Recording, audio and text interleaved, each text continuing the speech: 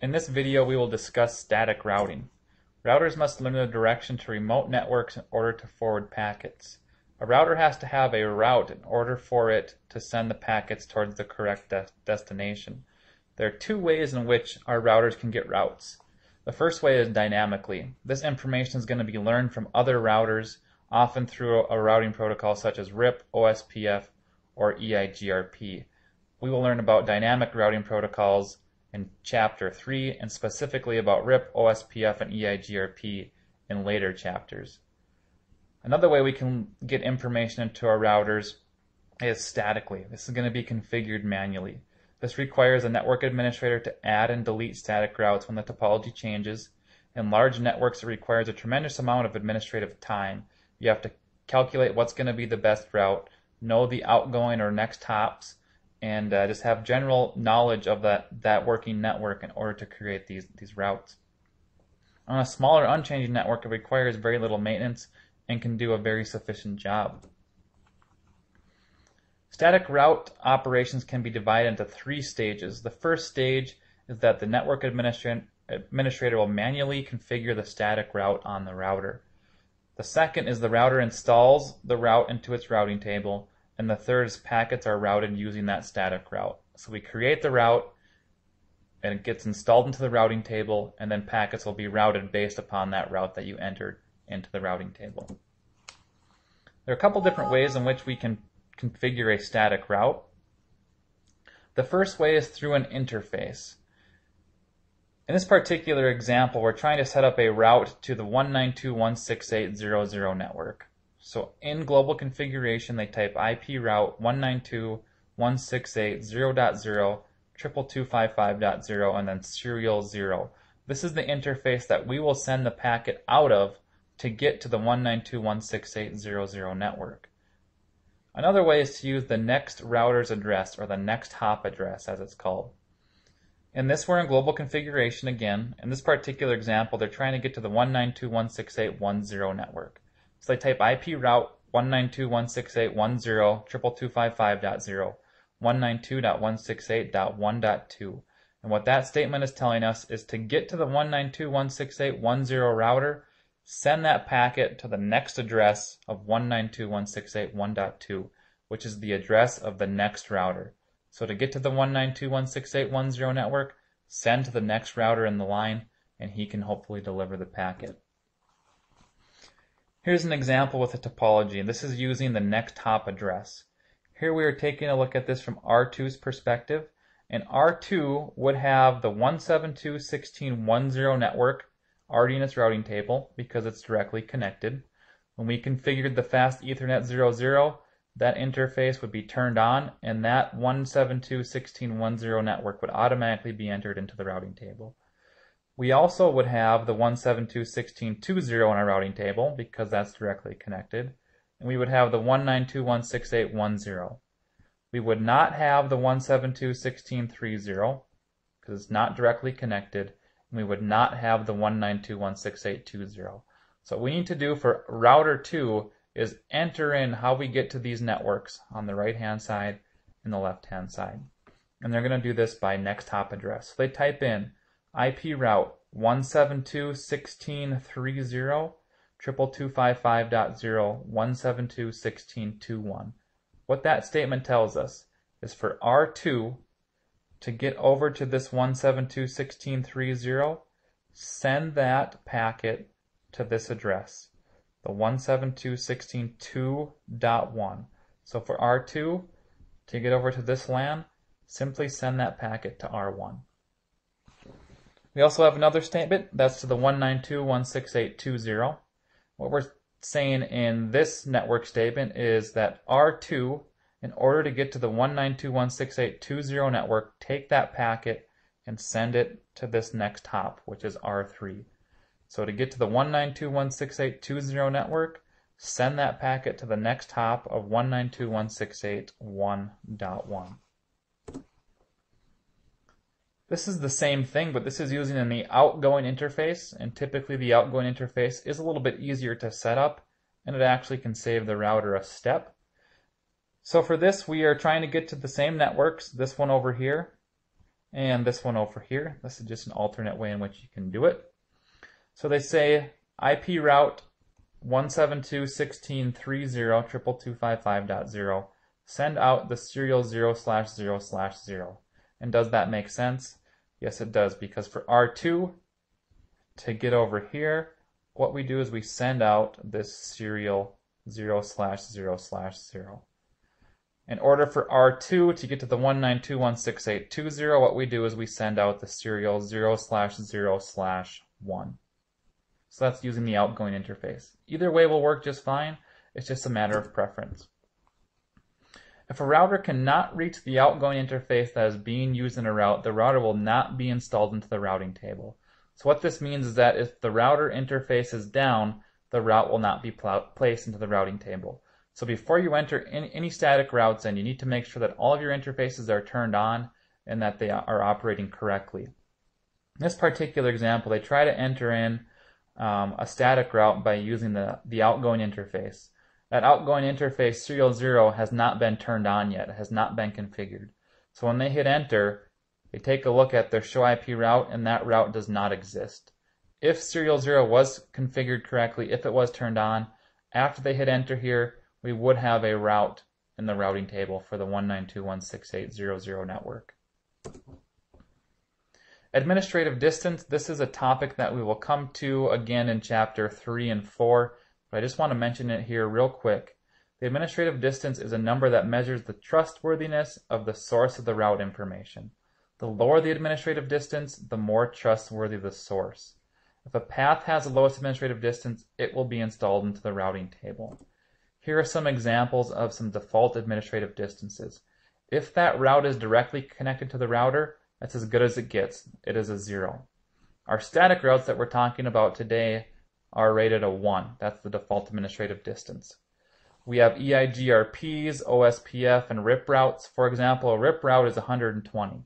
So if we have a static route and a RIP route to the same destination, the one that we're going to use is the static route because its administrative distance is lower.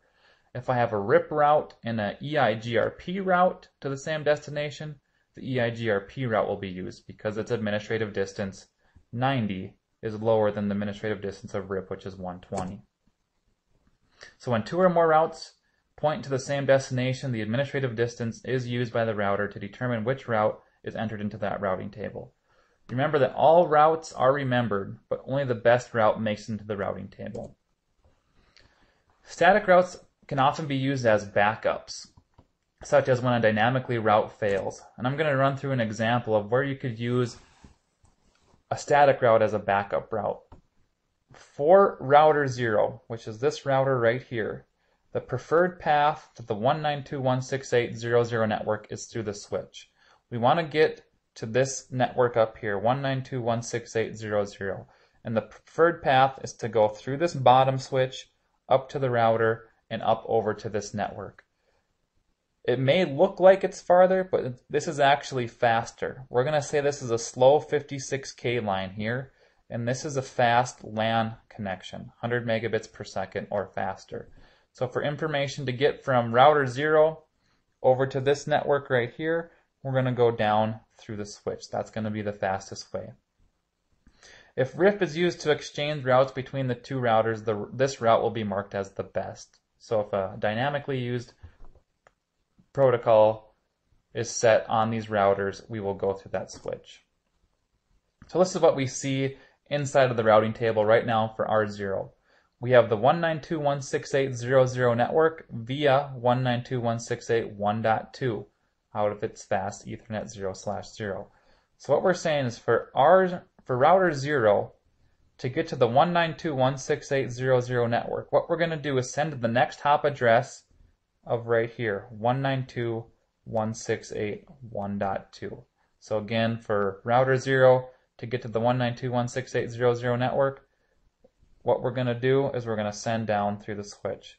We also have the directly connected network of 192.168.1.0.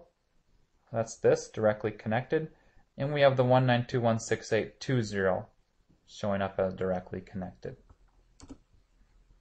So we're going to create this backup route. And what this backup route is going to do for us is if something on this switch happens to go down, we can go over this slow 56K line. So we're going to go IP route 192.168.0.0. So we're saying for this router to get over to this route, what we're going to do is send the next hop address of 192.168.2.2. Send to this address right here. Now the static route shows up in the routing table instead of the better RIP route because the administrative distance was lower. If you remember from that chart, the administrative distance of RIP was 120 and a static route is 1. That static route has a lower administrative distance, so now this one going over the 56K line is the one that's installed and the one that will be used, which we do not particularly want to happen. It says RIP's default administrative distance is 120. Creating the route with an administrative distance higher than 120 will ensure that the RIP route will be placed into the routing table instead. So in order to get around this, what we want to do is we want to change the administrative distance of that static route. So what they do is they go into global configuration, they type IP route 192.168.0.0, the next hop address of 192.168.2.2, and then they set the administrative distance of 125. That administrative distance of 125 is higher than the 120 of RIP. So since RIP is lower now, the RIP route gets reinstalled into the routing table, and we will now go back through the switch to get over to this 192.168.0.0 network.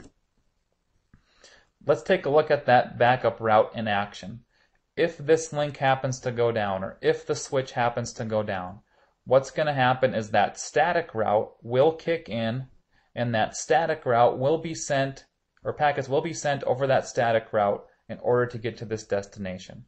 Without that static route in here, if this link were happen to fail, we would just have to drop our packets because we have no other way of getting there without the static route other than to go through switch 0. But since we do have that static route in there, it now shows up in the routing table.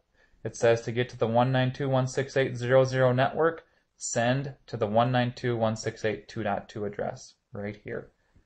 Router 0, send to router 1 over this line. Notice the administrative distance is that 125 that we forced it to in our previous statement. Once that better route is available, once this link comes back up, once that switch is operating again, the RIP route will be re-entered into that routing table. So the link comes back up, we re-put in the route to go through the switch. Notice it has the administrative distance of 120. It's one hop away. We're now going to go through that switch, which is faster, to get over to the 192.168.0.0 network. A new concept here, default routes. Default routes are used to route packets to destinations that do not match any of the other routes in the routing table. Typically, if we do not have a route in the routing table, the packet will be dropped. In order to get around packets being dropped all the time, one thing that we can do is enter in a default route to possibly get it to its correct destination. A default route is a special static route that uses a quad 0 format.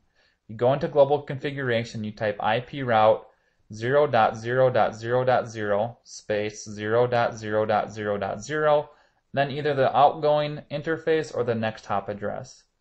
If the packet does not match a specific route in the routing table, it will be routed to that 0.0.0.0 network instead. Any IP address will always yield the network address of 0.0.0 when ANDed with the mask of 0.0.0.0. That goes back to semester 1 in our ANDing, but basically what it's saying is that if we do not have a specific route in the routing table, instead of dropping the packet, we will use that default route instead. Here's a quick example. In this example, no routing protocol is being used. Instead, a default route will be used to allow router 0 to direct traffic to the ISP router. So what we have here is a basic internet setup here. The internet is coming into our router. If any packet is destined for the internet, it will be dropped unless we have a specific route for it. So what we're going to do is, in order to avoid those packets being dropped, we will add a static route. Right now at this point, router 0 can only get to 2 networks. It's 2 directly connected. It can get to the 10 network, which is directly connected. That's this network on the bottom half of router 0. And it can also get to the 192.168.0.0 network. That's to the right-hand side, which is circled here on the router. It cannot get to any other routes. So what we want to do is we want to enter in this gateway of last resort, this static route. So they type IP route quad 0 space quad 0 192.168.0.1. So what we're telling this router is anything that you do not have a route to, send it to your internet service provider and see if your internet service provider can get it onto the internet and route it out to where it needs to go. So now what we see inside of our routing table is this S with a star, the quad zeros. We can see the next hop address, and we also notice that this gateway of last resort is now set. One note with the gateway of last resort is that routers on the internet must have a route in their routing tables that points to router 0 or a default route that accomplishes the same. Otherwise, router 0 will be able to route traffic to servers on the internet, but the internet routers would not be able to route responses back to router 0. Quick example of how this would work. Let's say you're PC 0, and on PC 0 you want to get to google.com. Google.com is actually on a 74 network. The IP address of google.com is 74.something.something.something. Well, if I take a look at my router 0 does not have a route for that 74 network. So what's going to happen is that packet trying to get to Google is going to come up to the router. The router is going to take a look, and the router is going to say, okay, you're trying to get to the 74 network. Do I have a specific route to that? No, I don't. I have a specific route to the 10, and I have a specific route to the 192. So what I would typically do is I would drop that packet. But in this case, I do have a gateway of last resort, and that quad 0 meets anything that's not in my table, so I will use that gateway of last resort to send that packet that's destined for Google, and I will send it to my internet service provider. And my internet service provider will then forward it out to the internet. It will get to Google's servers. And Google's servers must have a route back to my router to get it to PC 0 in order for me to get that packet. And typically they would, but if they would not, I would not receive any response back. Remember, routing is a one-way street. Just because I can get to a destination does not mean that they can get back to me. That is it for the video. Hopefully after watching this you have an idea of how static routes work, how administrative distances work, and how a default route or gateway of last resort can be set up and used. Thank you for watching.